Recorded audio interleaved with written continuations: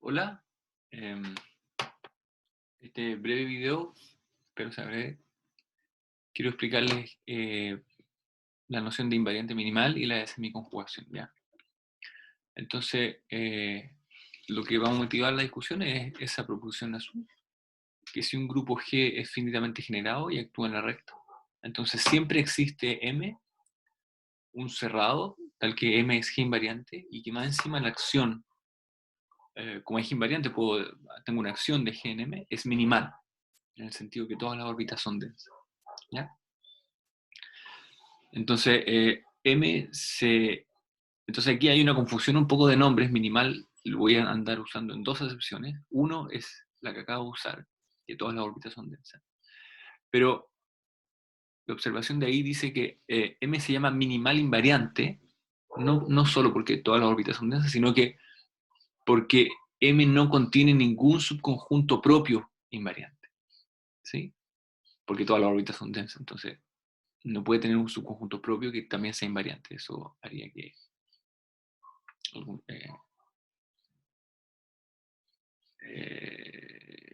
es ningún subconjunto propio cerrado.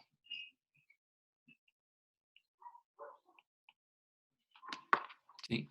Entonces, se me pegó también.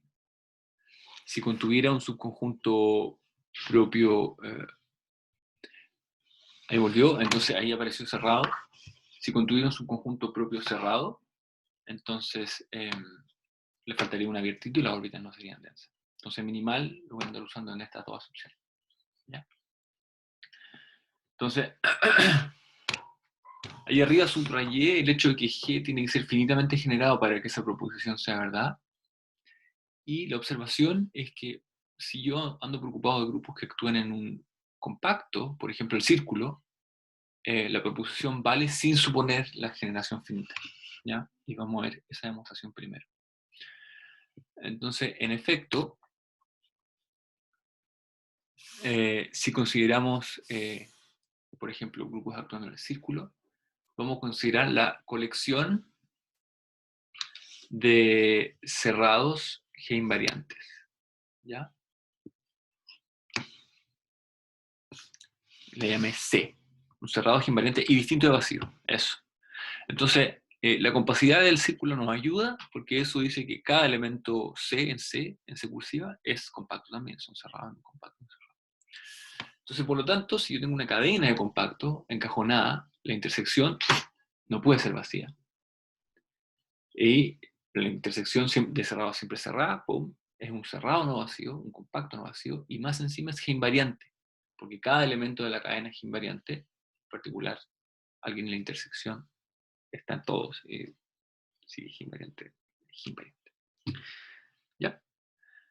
Entonces tenemos esta condición sobre las cadenas, y entonces la magia es que el lema de Zorn entonces nos implica que hay magia, un subconjunto minimal en el sentido de la inclusión, ¿sí? Es decir, que no contiene subconjuntos propios ahí adentro, ¿sí? Zorn lo dice al revés, dice hay un conjunto maximal. Pero en nuestro contexto lo que está precisamente diciendo el lema de Zorn es que como se cumplen las condiciones sobre la cadena, podemos encontrar a alguien.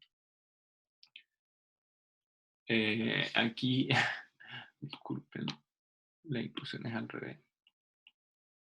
Es una cadena encajonada hacia abajo.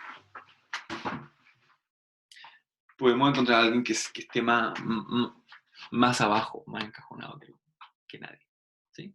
Es decir, que no contiene sus conjuntos propios en C. Eso es un elemento maximal para Zorn. Ya, minimal para nosotros. ¿Ya? Y en particular, como no, con la observación de arriba, como no contiene subconjuntos cerrados propios invariantes, la acción tiene que ser minimal. Toda órbita, la clausura es todo. Es decir, es minimal, en el sentido de la acción. ¿Ya? Y esta demostración funciona, por supuesto, para cualquier compacto, no solamente el círculo. No hemos ocupado en nada que sea círculo.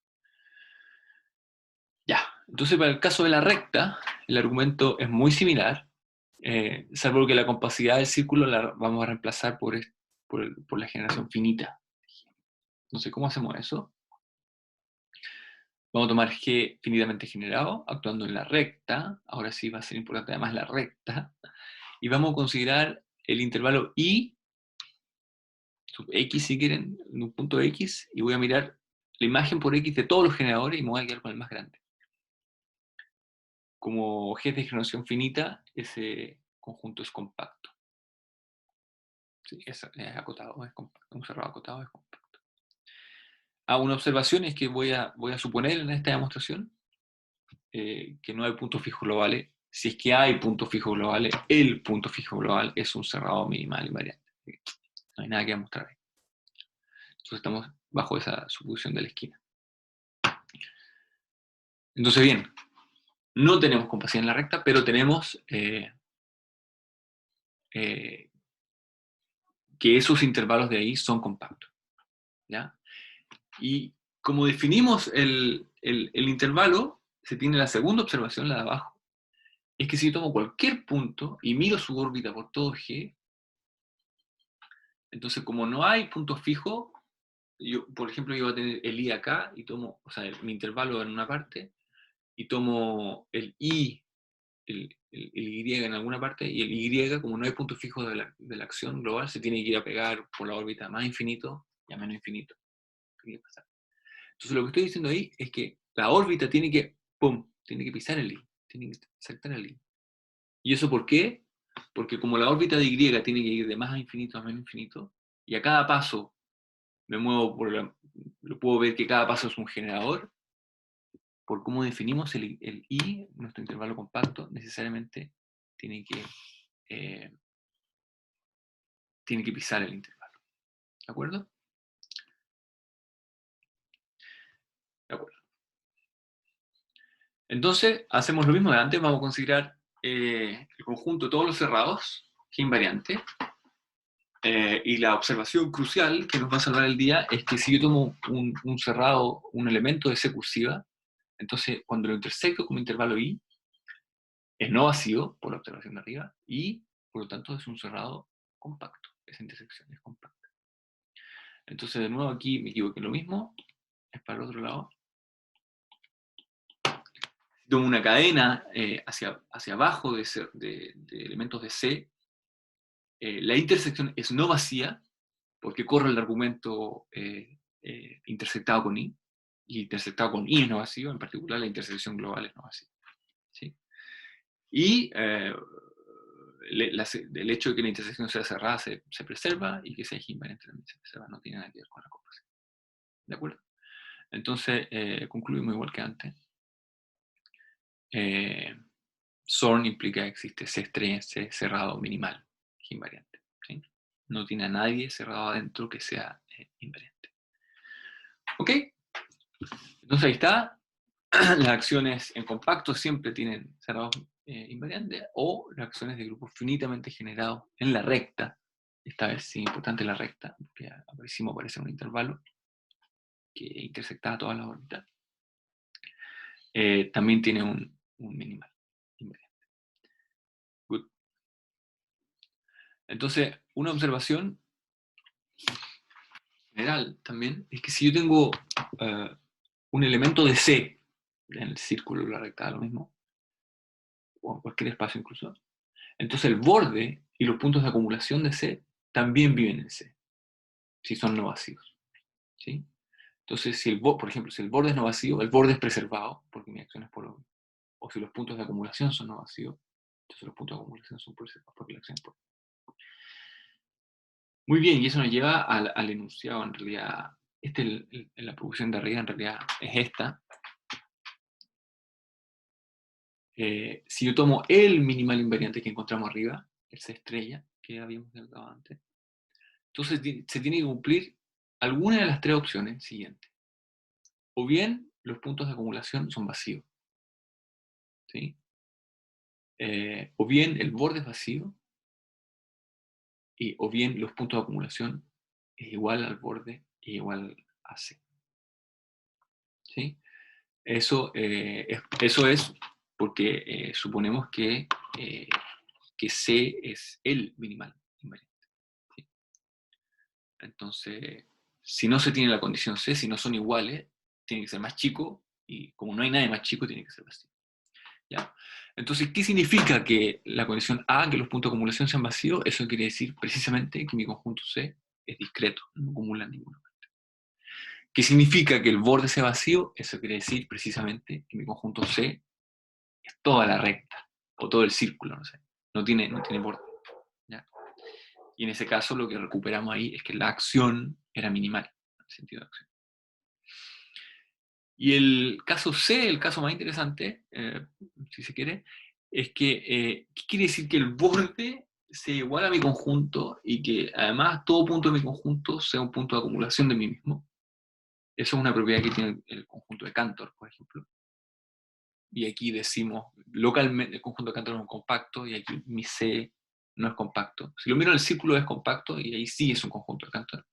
Pero si lo miro en la recta no es compacto, porque es invariante y las órbitas de G se van para todas partes. Entonces no es compacto, pero localmente es como un conjunto de Cantor, y lo pensamos como si fuera un conjunto. ¿Ya? El caso del círculo, insisto, es un conjunto de Cantor. Es compacto, igual a su borde, igual a su punto de acumulación. Eso es un conjunto de Cantor. Y en ese caso, en el caso C, uno dice que la acción admite un minimal excepcional. En el caso B, la acción es minimal. Y en el caso A, hay una órbita discreta. Vamos a ver. ¿Ya? Entonces, el teorema en realidad es ese. Hay un minimal y tiene tres sabores, o es discreto, o es toda la recta, o es un minimal excepcional. Ese es el teorema. Good. Entonces, un ejercicio, de no sé por qué se pegó de nuevo. Ahí está el ejercicio. Es que, obviamente en el caso donde mi minimal es toda la recta, hay un único minimal. ¿Sí? Y eso se preserva en el caso C todavía. Hay que el ejercicio es mostrar que el minimal excepcional es único. Es decir, que no puedo tener dos minimales excepcionales que no sean iguales. ¿Ya? Para una misma acción. ¿Ya?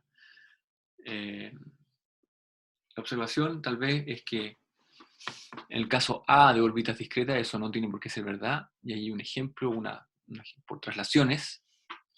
Cualquier órbita es discreta y es invariante y no es único. ¿No?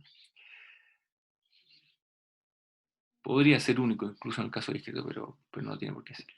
¿Ya? Entonces, en la vida real, cuando uno se enfrenta a una acción, vienen estos tres sabores, y normalmente los casos difíciles son el B y el C. ¿Ya? El caso A, uno, vamos a ver, es generalmente más fácil. No quiero ser más preciso ahora. ¿Ya? Entonces, hay otro ejercicio por aquí que dice que la generación finita era necesaria, ¿sí? En el caso de la recta. Entonces el ejercicio, para encontrar un minimal, si ustedes toman el grupo Z infinito de ahí y lo ordenan lexicográficamente, parte del ejercicio es ver qué significa eso, pero es algo bastante natural. Entonces, su realización dinámica no admite minimal invariante, ¿sí? Ese grupo de ahí no es finitamente generado, entonces no puedo atrapar este intervalo compacto que intersecta todas las órbitas. Eso es lo que falla en la demostración. Y de hecho aquí uno puede verificar que hay cerrados invariantes encajonados cuya intersección es vacía. ¿Ya? Entonces ahí no hay minimal invariante. Puedo encontrar minimal invariante cada vez más escaso en la recta. ¿Ya? Y cualquiera de estos de la familia contiene alguien propio más chico y más escaso en la recta. Entonces, eso con los minimales. Y la segunda cosa que quiero explicar es el concepto de semiconjugación. ¿Ya? Pero antes de eso, esta observación es que si yo tengo lambda un minimal excepcional, o sea, algo que localmente se ve como un conjunto de cantos, y tomo i una componente del complemento de lambda, Entonces, ahí está el dibujo, en lo rojo está como el Cantor y un complemento. Entonces, G por I intersectado por I, eso bien vacío, lo manda a una componente junta, o bien lo fija. ¿Sí? Y eso es porque si yo tengo I, esto es como lo mismo que veíamos el otro día de la propiedad de Conrad, o de los cruces, perdón. La negación de esa igualdad, que G de I inter I es no vacío ni tampoco eh, es no vacío ni tampoco igual a I, es que un punto del borde se va a meter adentro. ¿Sí? Pero el punto del borde de I vive en lambda, y lambda es invariante. Entonces, un punto de lambda no puede ir al complemento de lambda. Es un cerro invariante. Entonces, perfecto. Entonces, cuando tenemos minimales excepcionales, recuperamos esta condición que apareció ayer, que es que el intervalo I se comporta como un punto en algún sentido. ¿Ya? Y en particular, el siguiente ejercicio debería ser más o menos fácil. ¿Ya? Vamos a suponer que tenemos, como antes, un minimal excepcional, y vamos a agregar una condición extra que es simplemente para facilitar las cosas, que dentro de I hay un punto X que tiene órbita libre. Entonces, cuando uno tiene un punto con órbita libre, uno puede inducir un orden mirando solamente ese punto, ¿cierto? Entonces, lo que hay que demostrar es que en el orden inducido por ese punto, dentro de I que tiene órbita libre, entonces el estabilizador del intervalo I es un convexo. Cuando uno tenía un punto solamente de órbita libre y un disuye el orden, entonces el estabilizador del punto era convexo, eso lo vimos. Pero ahora el estabilizador del punto puede ser trivial, pero si el estabilizador del intervalo es no trivial, entonces él es convexo. ¿Ya? Es que el intervalo se comporta como un punto, esa es la cosa. Ya. Entonces, para terminar este videito, quiero explicarles, no lo voy a mostrar, pero ¿qué quiere decir una afirmación como la siguiente? Que si la afirmación es que si yo tengo un grupo G de ohmios de la recta, que admite un minimal excepcional, único por el ejercicio de arriba, entonces la acción se semiconjuga a una acción minimal de todas las órbitas son densas. ¿Ya? Entonces tenemos que recordar qué significa semiconjugar, pero antes recordar qué significa conjugar. ¿Ya? Entonces, dos acciones phi y psi de G se dicen conjugadas si hay un ohmio alfa que las conjuga. O sea, esa igualdad vale para todo G. ¿Ya? Entonces, vamos a decir que phi psi semiconjuga. Entonces, la conjugación es una relación simétrica. Psi es conjugada a phi, psi solo si, phi es conjugada a psi. Compongo con el inverso. ¿Ya? La semiconjugación, en cambio, no es a priori simétrica. O sea, la definición que voy a dar ahora no es simétrica. Y es la siguiente. Entonces vamos a decir que psi se semiconjuga a phi si existe una sucesión de homeomorfismo tal que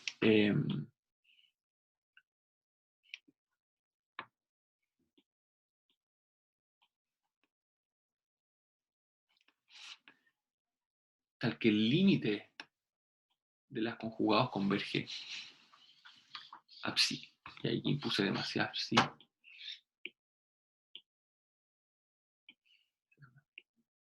¿Sí? Entonces antes había una igualdad posta, aquí no, hay el límite de las conjugaciones converge a mi otra acción. ¿Ya? Ojo aquí, para todo G y la convergencia es uniforme.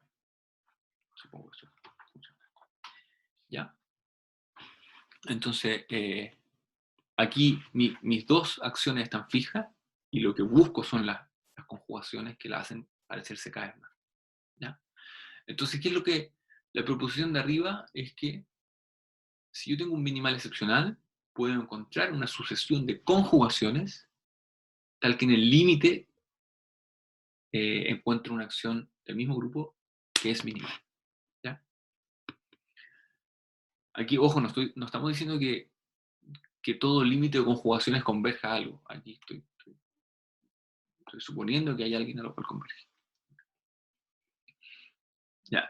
Y en particular en la proposición de esta, si uno la quisiera probar, uno tiene que describir el candidato al límite y probar que hay un límite.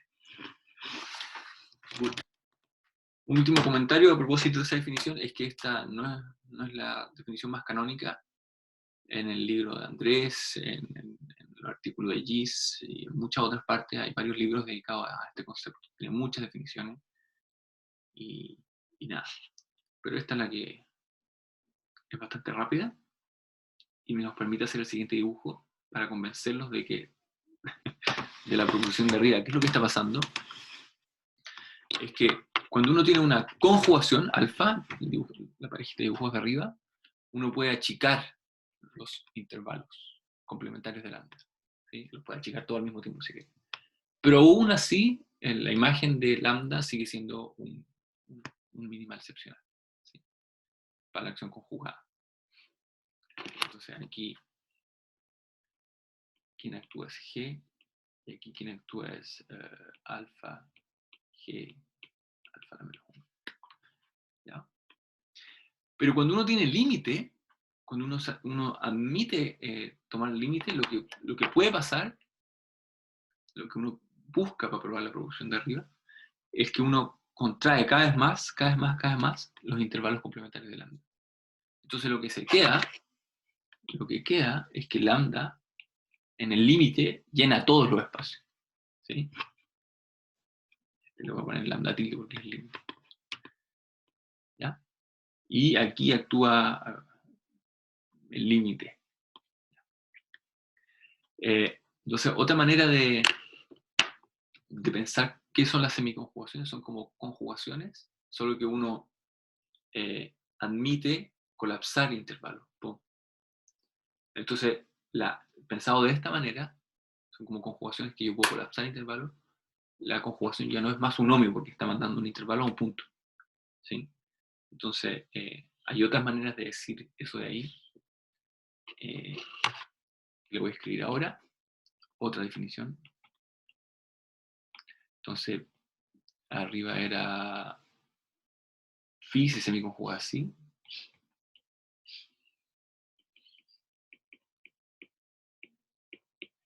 Vamos a poner beta. Esto va a ser un creciente, no estrictamente creciente, creciente solamente.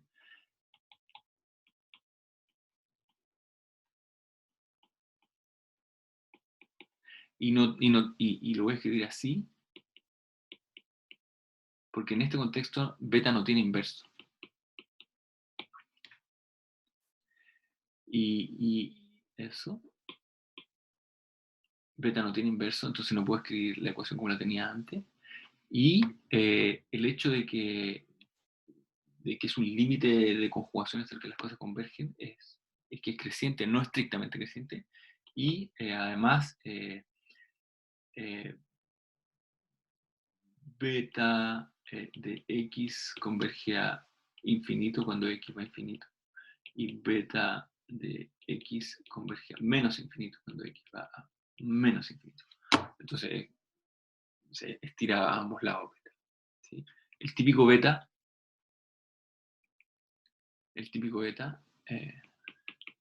se ve así, tiene como planicies. Pero aún así se va a más infinito y a menos infinito. ¿Ya? Entonces, eso es lo que les quería comentar hoy. Y el próximo video les voy a explicar el teorema de Holder y Conrad, que vamos a ocupar el lenguaje que acabamos de introducir. Que estén bien.